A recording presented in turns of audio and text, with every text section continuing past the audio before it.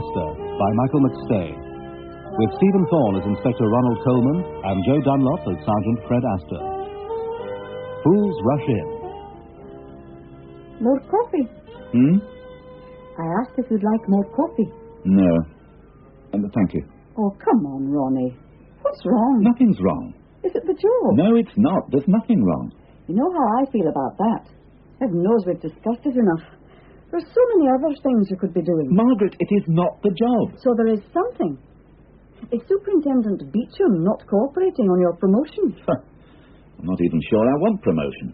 The higher up you go, the further away you get from actual crime. That's what you always complain about. The effect the job has on you. Remember, man's inhumanity to man. I didn't say that. I know you didn't. Robbie Burns said it. You haven't said anything for 2 days. Look, you know I don't like bringing the job home. Then it is the job. Now, why didn't you say? It is Superintendent Beecham, isn't it? You're just not getting on with her. Actually, Babs and I get on very well. Oh. It's Fred Astor. Oh, but you've always got on so well with him. And I still do. Then what's wrong with him? I'm worried about him. And that's what all this has been about. Well, I'm sorry if it's been obvious. I wasn't aware. And I could scarcely come home with a brave little smile and say I'm worried about Fred. That's Mrs. Dale's diary. Oh, well, you'd better drink your coffee and get off to work. You're not in the least bit interested in Fred, are you? I'm very fond of him, and I don't like to think of him being at all unhappy. But if you don't want to talk about it, I don't want to intrude. Good grief. The last 5 minutes have been like 5 weeks. I suppose it's his wife. How can you possibly know that? Men who are separated from their wives always have problems. Margaret Coleman's law of domestic cause and effect. It's true. Men are mostly bluster. Really, they're quite dependent on women. They lurch through the frightened years between their mothers and their wives, making lots of noise and holding on to each other for support. But once they get married... She drove me to drink. That's the one thing I'm indebted to her for. What? Oh, that's that silly red-nosed comic, isn't it? W.C. Fields, and he's not silly. You may well be right about the red nose. You can protest, but you couldn't get along without me. I do not protest. I could not get along without you, and I never want to try to get along without you. I love you. I just wish our life together didn't have to start before 10 o'clock in the morning when your mind starts to operate. So what is Fred Astor's problem? Well, as it happens, I think it is his wife. Oh. Has he been seeing her again? Hardly. The reason he asked for a posting down south was to put as much distance between himself and Carrie. Then why has he suddenly got problems? Benny Crenshaw's coming out soon. Well, he's the man she was having the affair with. She used to visit him regularly until he was moved to the Isle of Wight. Now he's being released? Yep. He's done his full time. That's one of the reasons he was moved to Parkhurst. Violent. And Fred thinks... Well, I think that Fred has never really given up hope that he and Carrie... Well, now that Crenshaw's coming out, he realises that it's make or break time. Oh, but surely you must know... You just explained how dependent we are on our women. As long as there was some hope. Now Fred has to face the fact that she'll go off with Crenshaw, and it really is all over. Well, there's nothing you can do. Well, my concern is that he's going to foul up on the job. There's lots of little things he just isn't doing.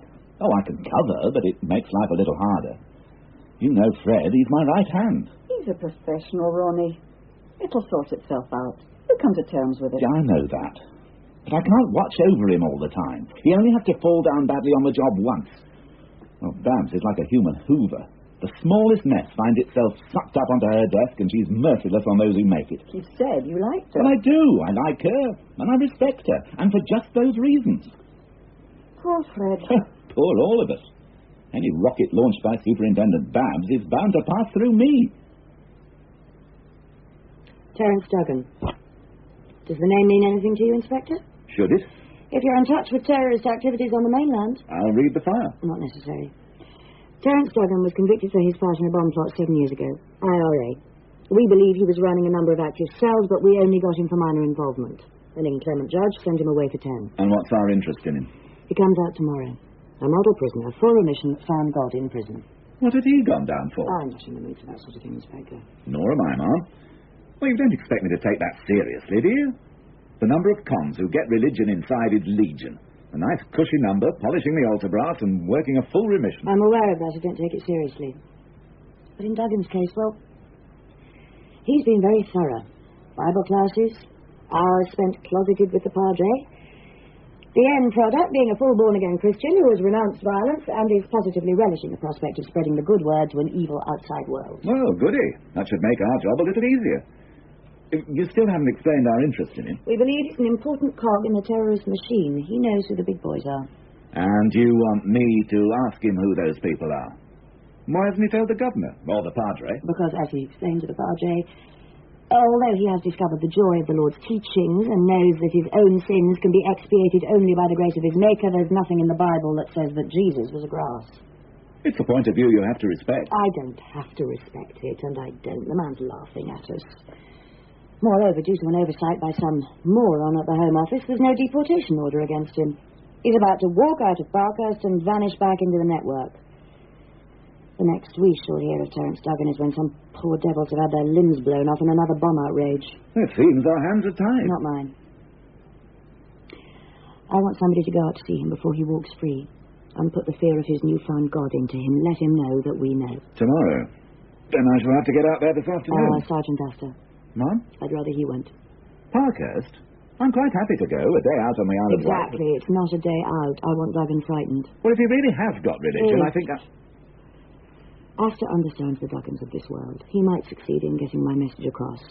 If Duggan has got religion, I'm sure he'll find it in his heart to forgive us our doubts. I'm sure that Inspector, I once overheard a sergeant, a female I hasten to add, describe you as an old softy.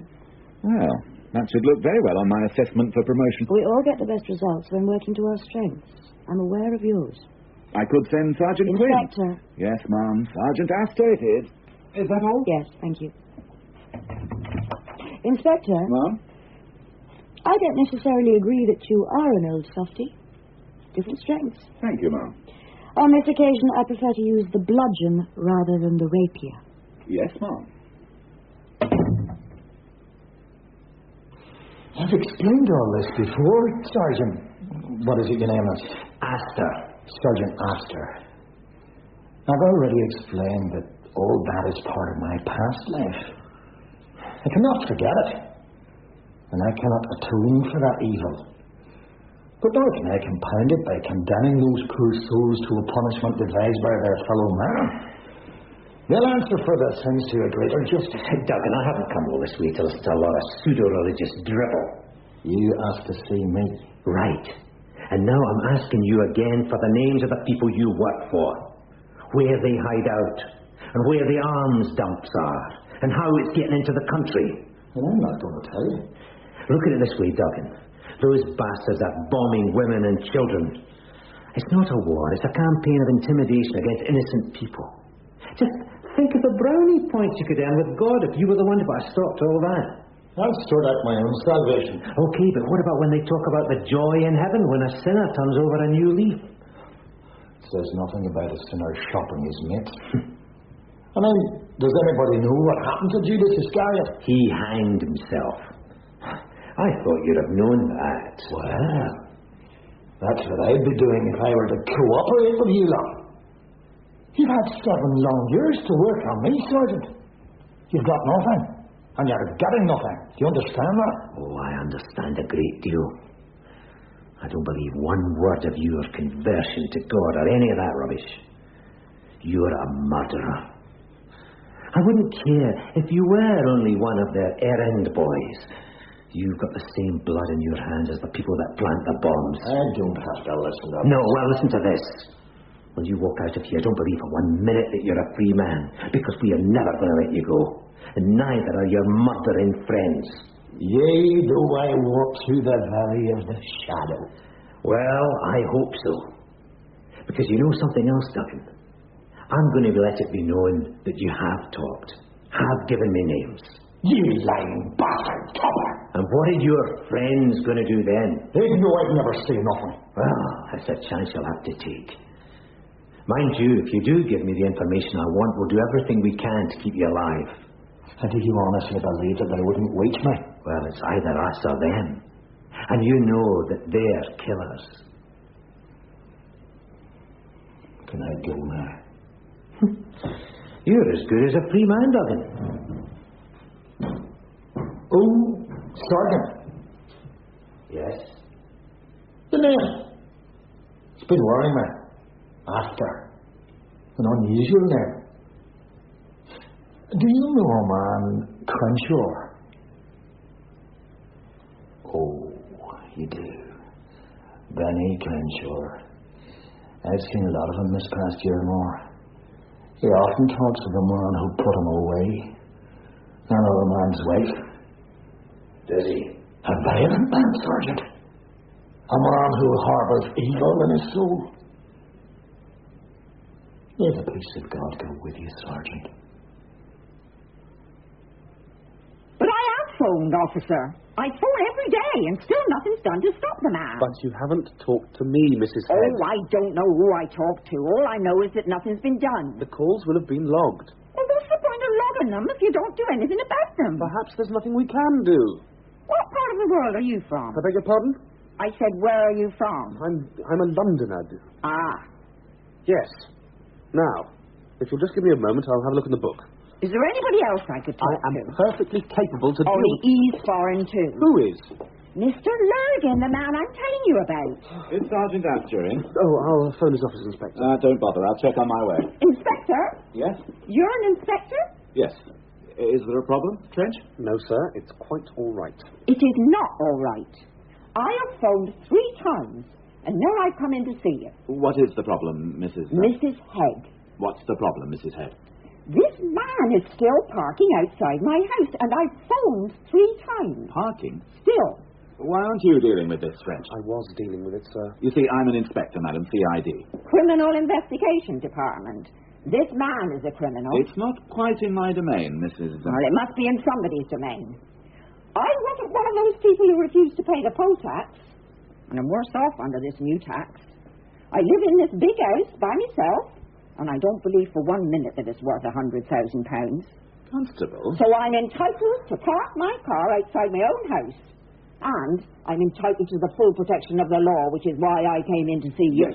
Yes. 1 moment, please, Mrs. Head. Constable Trench, what are you doing at this precise moment? Well, I'm on the desk until I have my lunch, and then I'm... Take Mrs. Head back home and sort this problem out once and for all. Take a car. You have my authority. This is your case, Trench. Yes, sir. Thank you, sir. Thank you, Inspector. It always pays to go to the top. That's what I always say.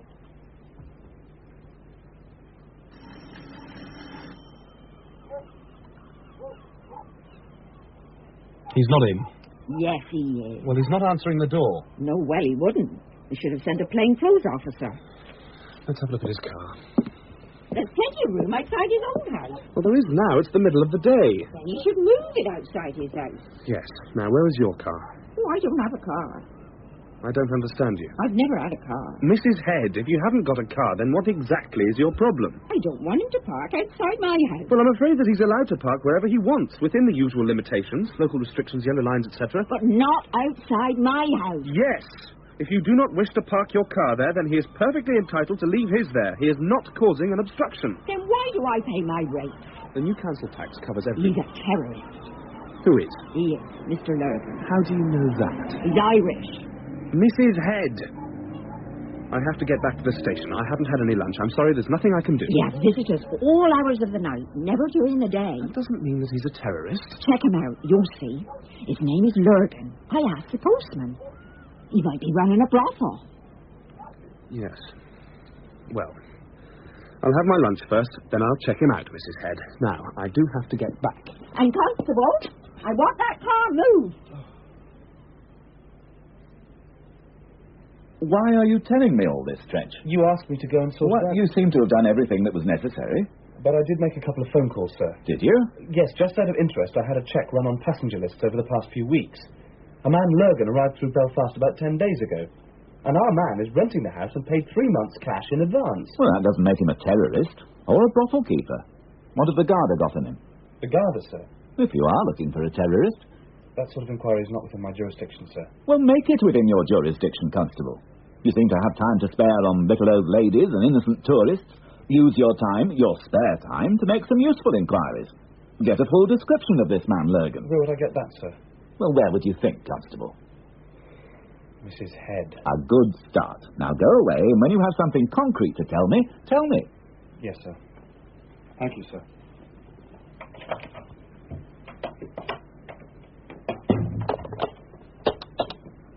Fred, for no better reason other than that I have a nasty, suspicious mind, Oh.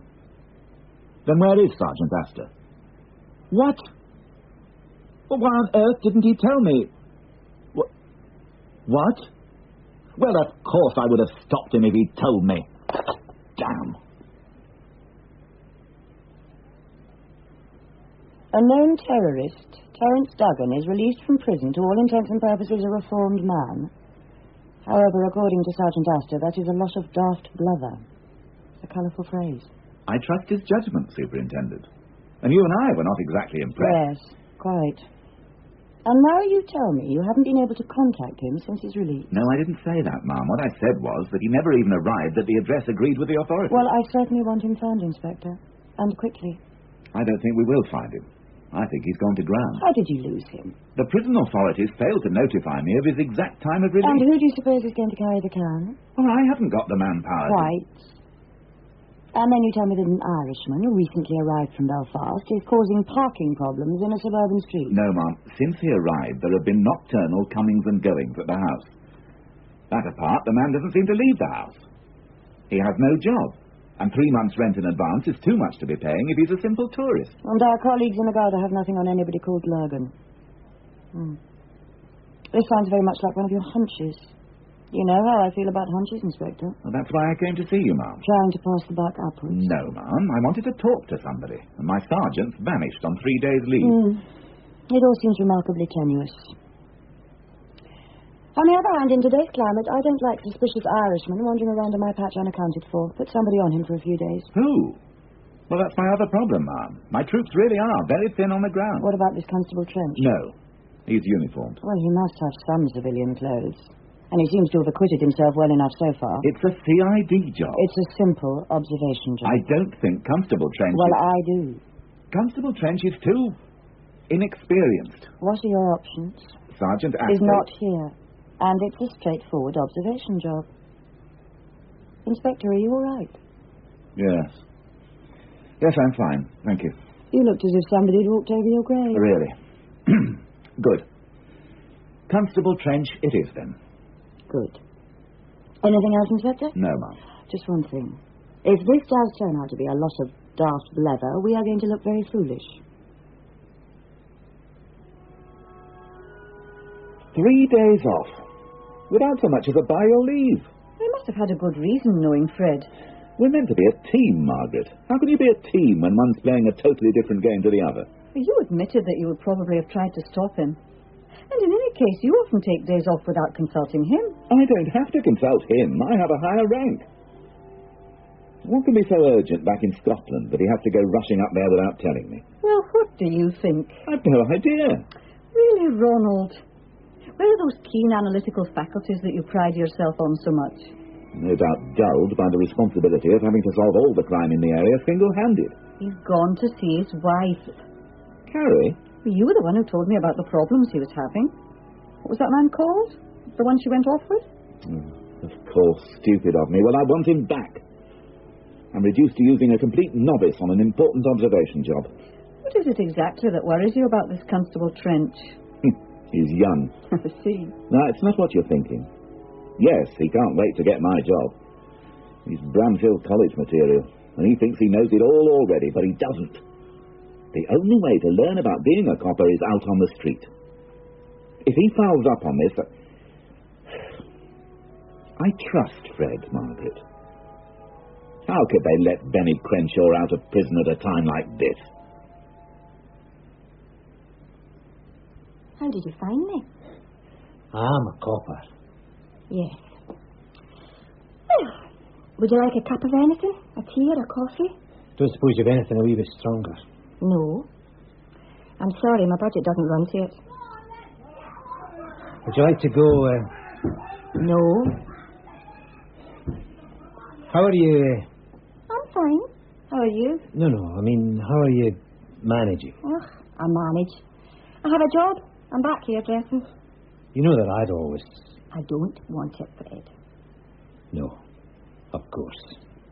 Is that why you've come all this way? No. I had some business in Glasgow that I couldn't really settle on the phone. Fred Astor. For a policeman, you're a terrible liar. Well, I managed to make you laugh. Even when you came back with those wonderful stories, I always knew you'd been in the pub. You'd be at home more often. No, Fred. It wasn't me. It wasn't you. It was us. Carrie, you knew what you were getting into. No, I didn't. You have to be married to a policeman to know. Nobody can ever tell you. But you wanted me to go for the promotion. You remember the champagne when I made sergeant? Yeah, that was the pay rise gone in one night. I remember it all, Fred. I remember all of it. Listen, let me take you out for a meal. You remember the Greek place? Yes, and I'm sure they remember you. I didn't realise they give you special plates and things to chuck on the floor. I was so embarrassed. Well, maybe the Italian place. No. Carrie. You've come back to see whether we can make a go of it again. I don't want to make a go of it again. Benny Crenshaw. I'd had enough before Benny Crenshaw came along. He's coming out next week. Oh, I see. That's why you came to see me. Served his full time. No remission. Oh, I'm not surprised. Fred, I don't think you'll be able to find me. There are simple ways. Electoral rolls. Oh, even if he does find me, I'll tell him what I'm telling you. I don't want to see him again. I was very stupid. I didn't realise. Seeing him in prison. He's a very violent man. Oh, I know that now. Carrie. First a policeman and then a violent criminal. At the moment, I'm looking for something somewhere in the middle. And if I don't find anybody...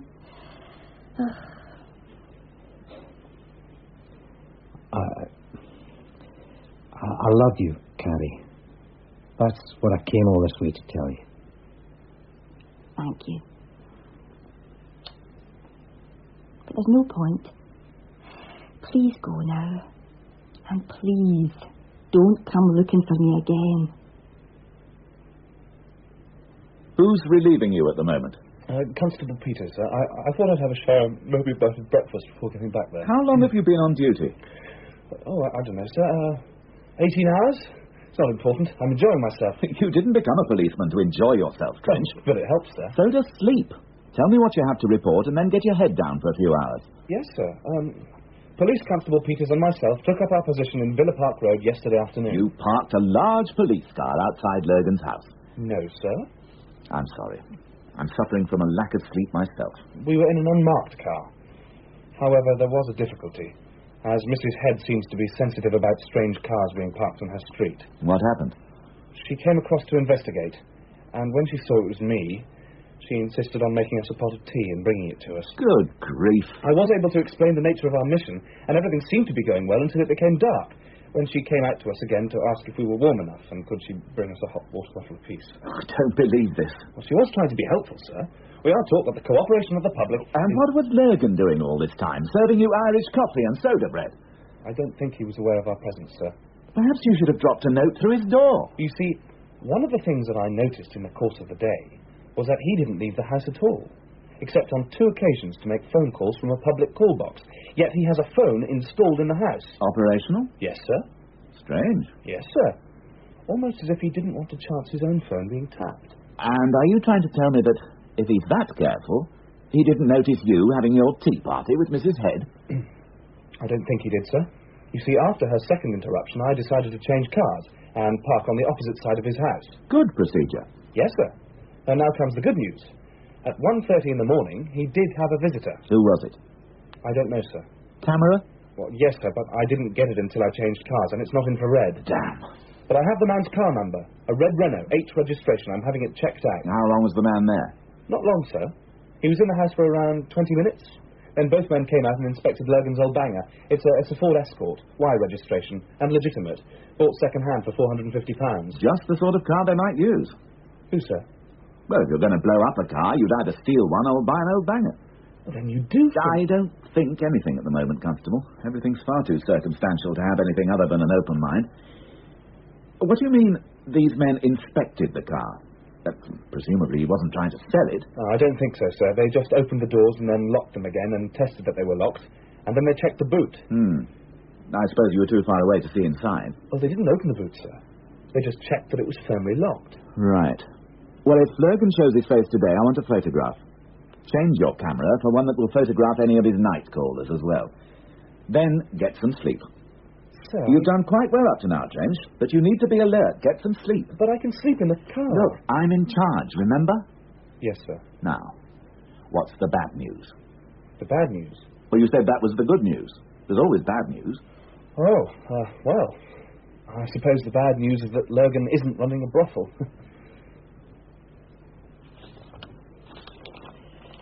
Presumably you've read this.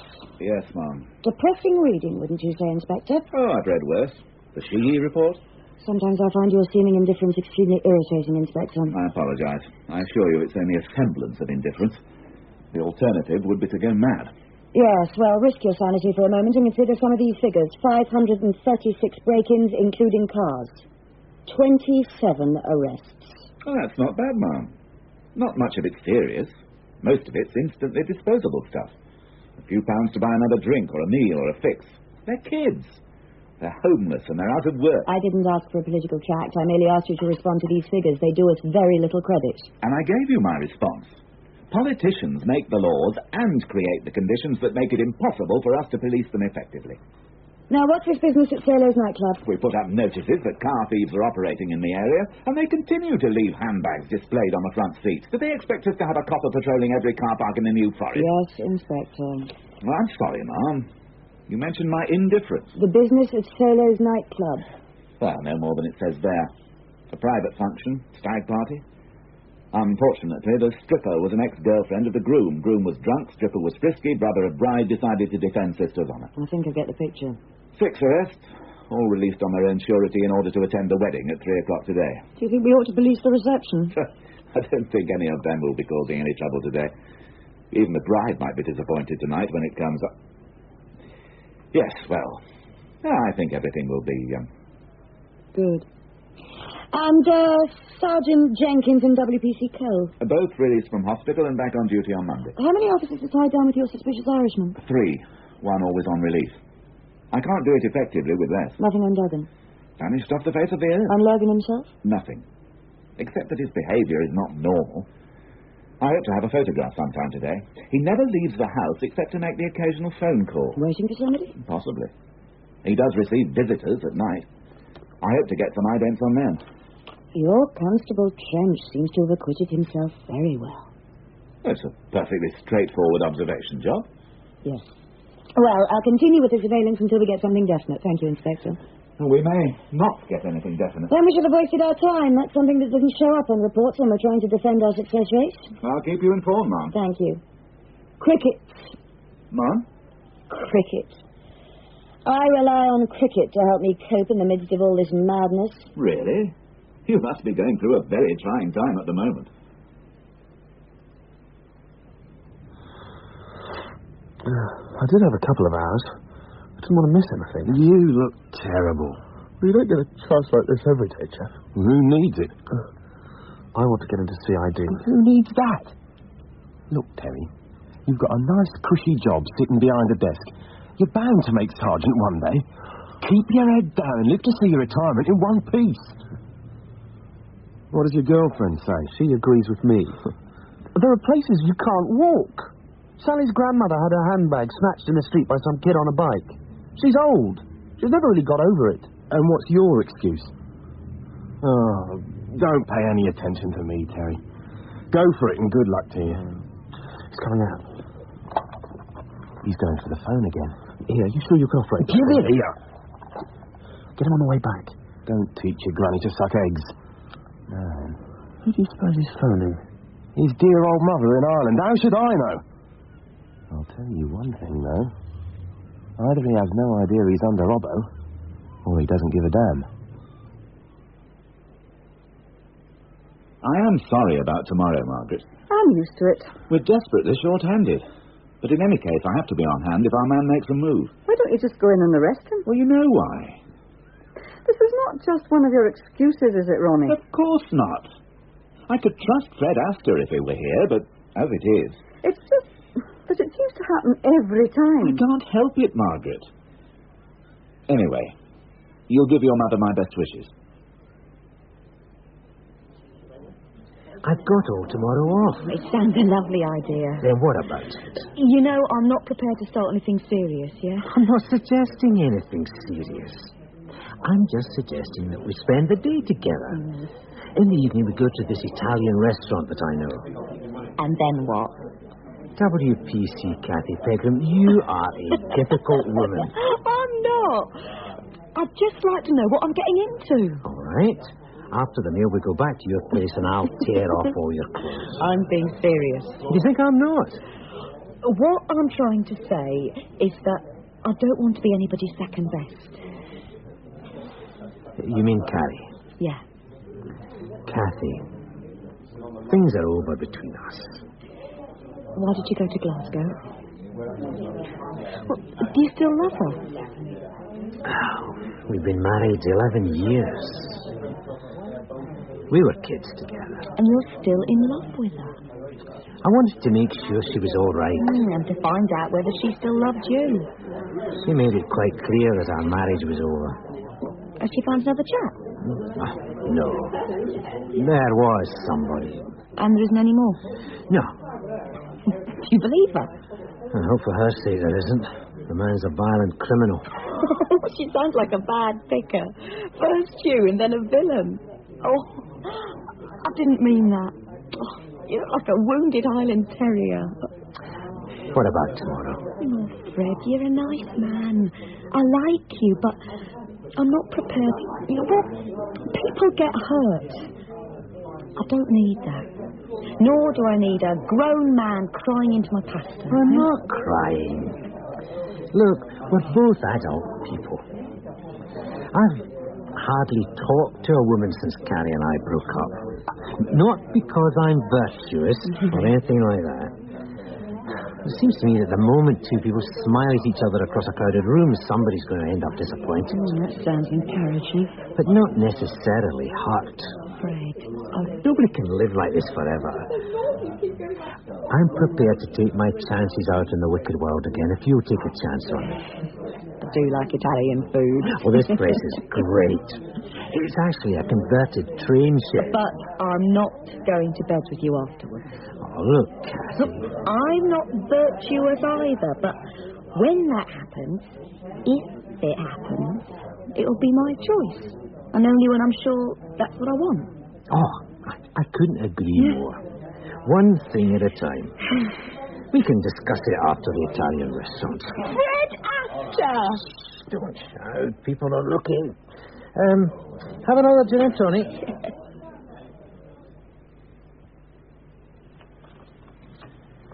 Good photographs, Trench. Well done. Actually, sir, it was Detective Constable Peters that took them.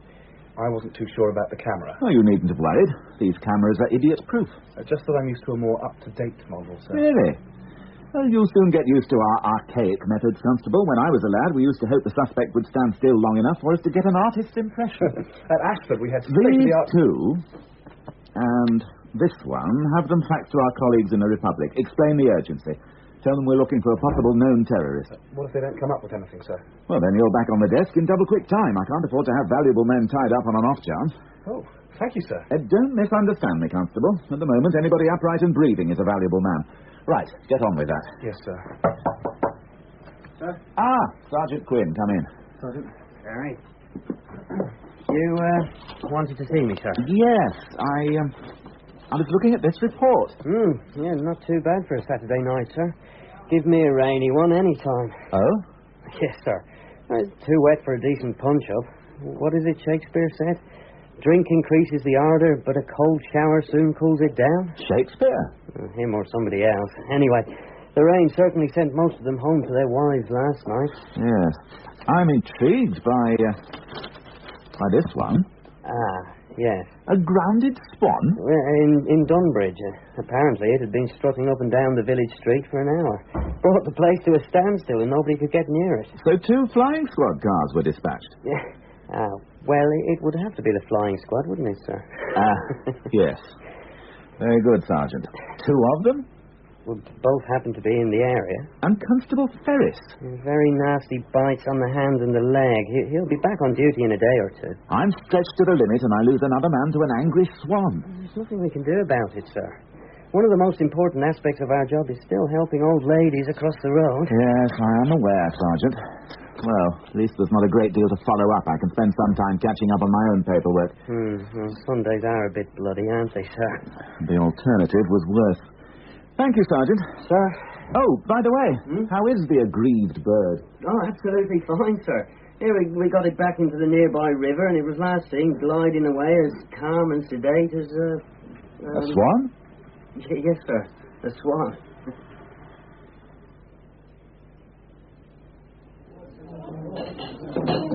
Another coffee? No, thank you. That was a wonderful meal, Fred. It really is a fun place. I'll get the bill. Oh, I wish you'd let me... No, my cheap, we agreed. Senor. The bill, please. Si, senor. You want more coffee? No, thank you. Nothing else? Oh, okay. It was only 2 sandwiches. Oh, that was enough. Oh, but it was a wonderful meal. Is your first time here, senor? Yeah. Then you come again, eh? I hope so. Carved liver. Melt in the mouth. Of course. The genuine Italian calf's liver. Come on. Signorina, when the cow comes to the restaurant this morning, she was talking Italian. It'll have to be plastic. Of course, momento. Oh, I feel very happy. Not sure whether I shall fit the uniform tomorrow. I threw caution to the wind with that Zablioni. I've just enjoyed the whole day, Carrie. I'm sorry. No. Kathy, I didn't... Oh, damn. It's all right. It's all right, Fred. I know. Give me your hand. I do understand. I have had a really great day. So have I. And now I think you better order me a taxi. Yes, sure. I was going to... And would you ask him if he can drop me off at your place? I told you I'd thrown caution to the wind. Kathy... You don't think it's a good idea? Oh, no, yes. I just... well, my place is a bit... Can't we go to your place? No, that's my territory. I'm not ready for that yet. I've only got a single bed. So I should hope. But it would be better. But I could change my mind. Senor. Yes. You know, after I take her out for a meal like this, she's still giving me a hard time. I never understand women, senor. They never know when they got a good deal. As for you. Oh, grazie. Buona notte. Yeah, night. And I would remind you, WPC Pegram, that I'm a superior rank. Nonsense. Underneath it all, you're still only a man.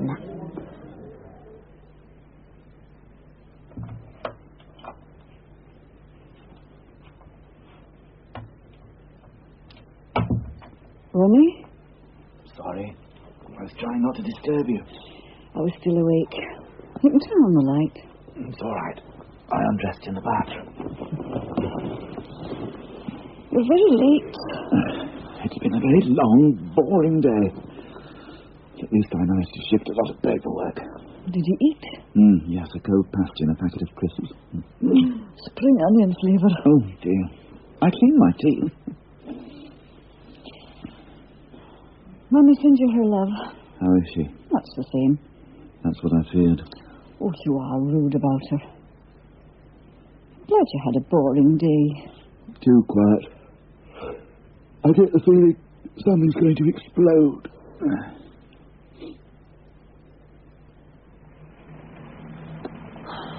This is the bit I hate.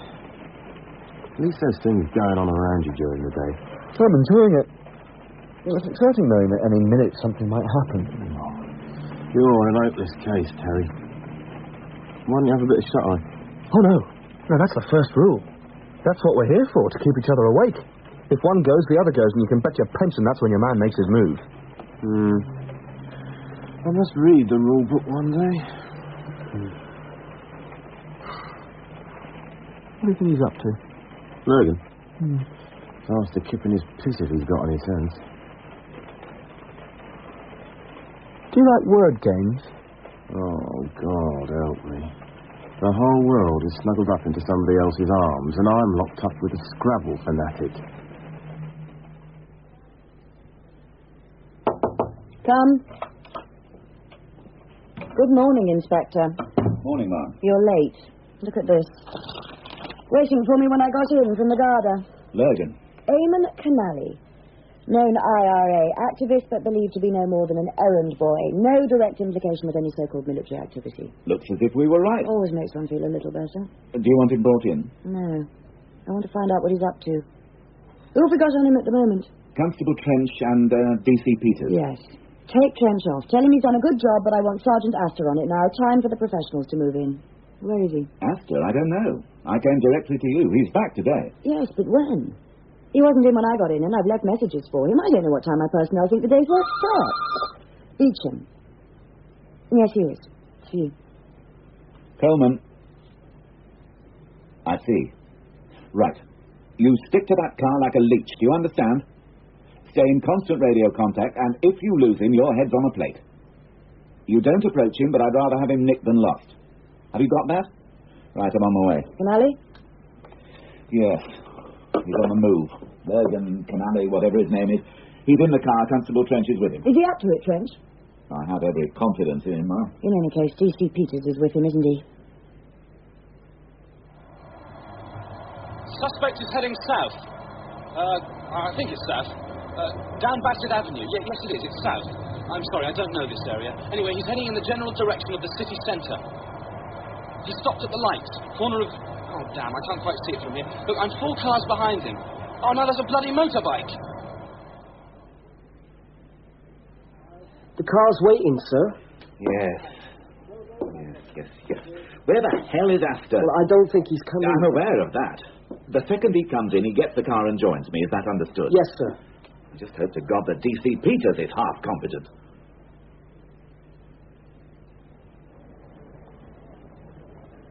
This is Constable Trench. Suspect's car is still parked outside Marks and Spencer's, waiting for further instructions. Over. Oh. Hello. Constable Trench again. It's all right. Inspector Coleman is here. Over. Hello, sir. Any developments? The suspect parked his car and went into Marks and Spencer's about 6 or 7 minutes ago.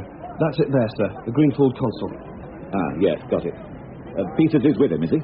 No, sir. Where is he? I don't know, sir. What do you mean you don't know? Well, sir, D.C. Peters had just gone to answer a call of nature when the suspect left the house and got into the car. Who is with Lurgan? Well, you instructed me to stay with the car, sir. Good grief. I thought about it, sir. You see, I'm certain that he only put 1 coin into the meter, which means that he intends to come back within 20 minutes. Lurgan is more correctly known as Eamon Canally, a known IRA activist. Now, what are we going to do if he doesn't come back to his car? Or doesn't go back to his house? Perhaps go straight back to Ireland without paying the parking penalty. What are we going to do, Trench? Well, what would they do at Bram's Hill? Do you know that there is a back entrance to Marks and Spencer's as well as a front entrance? No, sir. Excuse me, are you going to leave that parking space? What? I'm looking for some of the car. Well, not here, madam. Yeah. Is there a car park anywhere? I beg your pardon? Is there a car park? I really don't know, madam. Find a policeman. Shall I go and look for him, sir? No, he was gone the moment he entered that shop. I told you not to lose him. Give me that radio. What call sign? Sierra Hotel 03, sir. Right. Now listen to me carefully. My car is parked round that corner. On the back seat, there is a loud hailer. I want this area cleared quickly and quietly. Do you understand? Yes, sir. And there is no need for anybody to panic. I don't want any panic. Quickly and quietly. Got that? Yes, sir. This is Sierra Hotel 03. Sierra Hotel 03. Receiving Sierra Hotel 03. Over. This is Inspector Coleman. I have a suspect car, city centre, next door to Marks and Spencer's. I need maximum assistance. Alert Royal Naval Bomb Disposal. Alert all police stations to listen for coded warning calls. Open a direct line to Superintendent Beecham. Over. Understood, sir. Over and listening. Where the hell have you been? I slept in, sir. 3 days leave and you oversleep. I'm sorry, sir. What's going on? I think I may have a bomb. Green Ford Consul parked at the side of Marks and Spencer's. Oh, got it. Have you had a warning? I am a police officer. I repeat, I am a police officer. I want this area cleared as quickly as possible. Calmly and quietly, please. Please clear this area as quickly as possible. Thank God he's getting something right. I repeat... We need a uniformed man. They don't believe him. If you will withdraw withdraw in an orderly fashion in the direction of the Odeon Cinema. In an orderly fashion, thank you. There, sir. Thank you. There. What? Look, there, sir. Just standing there. Duggan. There. Damn. He's gone. It was him, sir. Terry Duggan just standing there, looking for the blow. He's gone now into the crowd.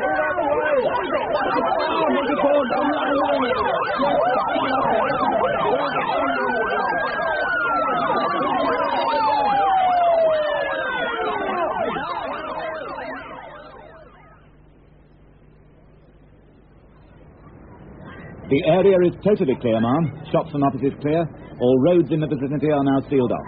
I have maximum... Sir. What is it? Terry Trench. What? Please hold, ma'am. I have a problem. What problem, Inspector? What does he think he's doing? I have no idea. He's approaching the car. What on earth is he up to, Fred? Terry! Constable Trench! It's all right, sir. Constable Trench, get away from that car! It's all right, sir. I've done an explosives course. Terry! Sir, what the hell?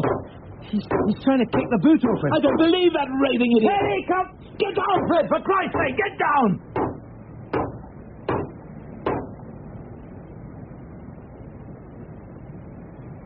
Sir? Inspector Coleman, sir? My God! He's done it! He's got the boot open! Sir, would you come and have a look at this, sir? Inspector Coleman? What? Inspector Coleman? Yes? I was told to report you, sir. Lieutenant Jennings, Royal Navy Bomb Disposal. Well, hello, sailor.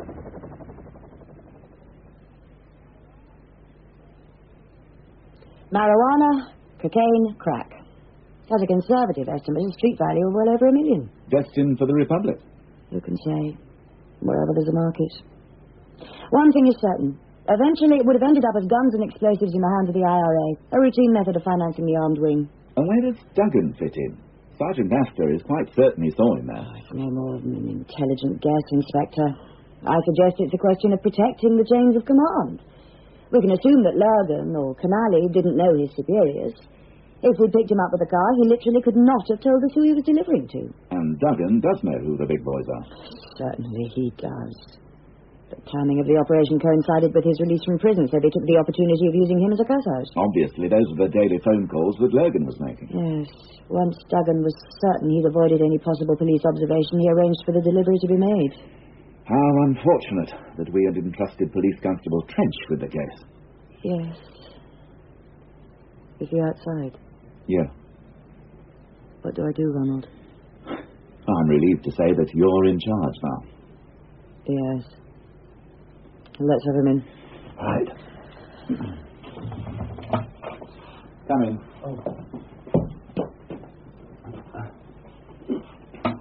Constable Trench, ma'am. Constable, you have been guilty of a gross act of folly. Furthermore, you willfully disobeyed a direct order from a superior officer. As a result, you placed your own life and possibly the lives of many other people at risk. Do you have any explanation to offer for your actions? No, sir. You don't deny any of these accusations? No, sir. And you understand the nature of the accusations and their seriousness? Yes, sir. Inspector Coleman? You said at the time something about having done a course on explosives. Are you offering that as some sort of mitigation? No, sir. I did... No, sir. Are you able to offer anything in your own defense? No, sir. Inspector, do you have anything to say regarding Constable Trench's previous record? Oh, yes, ma'am. He has always proved to be very conscientious, very knowledgeable within his limited experience. It is possible that he was entrusted with a responsibility that he was not yet prepared for. Therefore, I must take some of the responsibility for today's events. Yes? Yes, I am perfectly aware of that. You will please inform them that I shall be prepared to make a statement very shortly. The world's press, in the shape of 2 local television companies, is baying for some comment. Just the beginning, ma'am. Yes, the interest won't be confined to local news. Constable Trench, I am requiring you to take immediate leave pending a more extensive inquiry into today's events. In the meantime, you will not speak to any member of the press under any circumstances. Do you understand? Yes, sir. And will you please stop calling me sir? Oh, Yes. Yes. Right, you may go. Yes. Yes. Thank you, sir. Wait outside, Constable. Yes, sir. Thanks to that young man, we've lost 2 terrorists and gained a major drug haul. What's more, there's a danger he'll be made into a national hero. I think it's more of a certainty, knowing the tabloids. Oh, get him out of here, quickly and quietly. He mustn't talk to anybody until this thing is settled internally. Then we must present a united front to the media. Yes, ma'am. And I appreciate your comments concerning the responsibilities involved. They rest as much with me as with you. Yes, ma'am. Thank you, ma'am. Which makes me ask why you didn't wait for a coded warning before clearing the area. One of your hunches. Think about it, Ronald. It's a question that's bound to be asked. Yes, ma'am.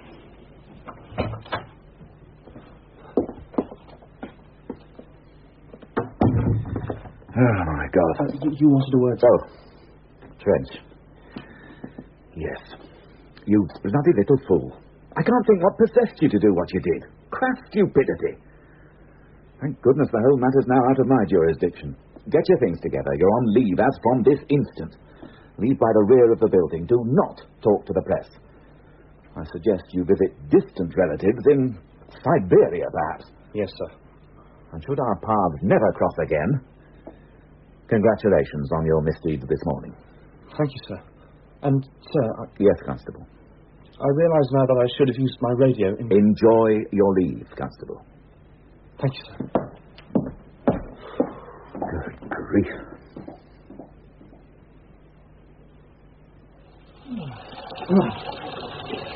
Hey, Terry.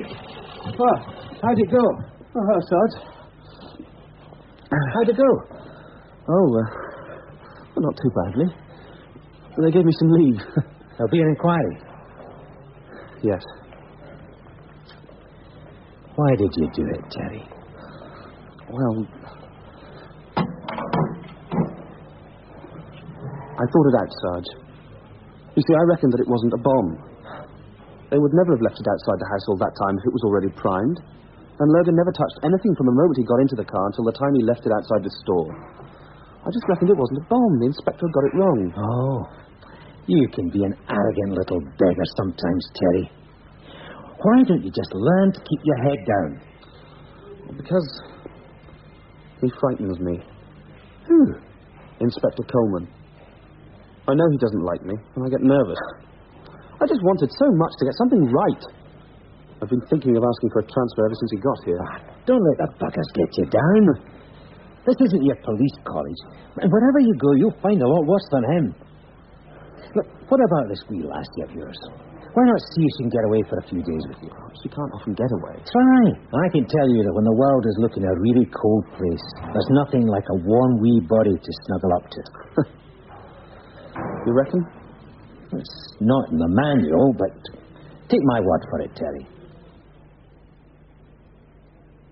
True that no coded warning was received, but in Do you want any more? That's the first time I've had to watch it. And I obviously... Another drink? No, thank you. She does come across well. She spent 15 minutes getting her makeup right.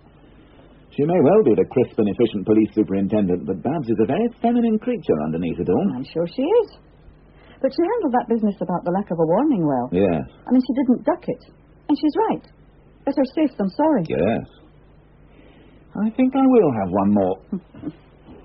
It's been an exciting day. How's Fred Astor? Missed all the hard work and got back in time for the cameras. I meant, how was his leave? Did he go to see his wife? Well, he has a sparkle in his eye and a spring in his step that tells me that he's resolved that problem. I hope so. Everybody seems to have been acting very strangely. I should imagine you'll be relieved to get back to reality. Oh, I've wrestled with reality for 35 years, and I'm happy. I finally won out over it. Oh, dear. The Marx Brothers? James Stewart in Harvey. Oh, well. I can see why you would identify with that. Wasn't Harvey a large white rabbit? Yes. What do you mean? I'm going to bed. Good night, Ronald.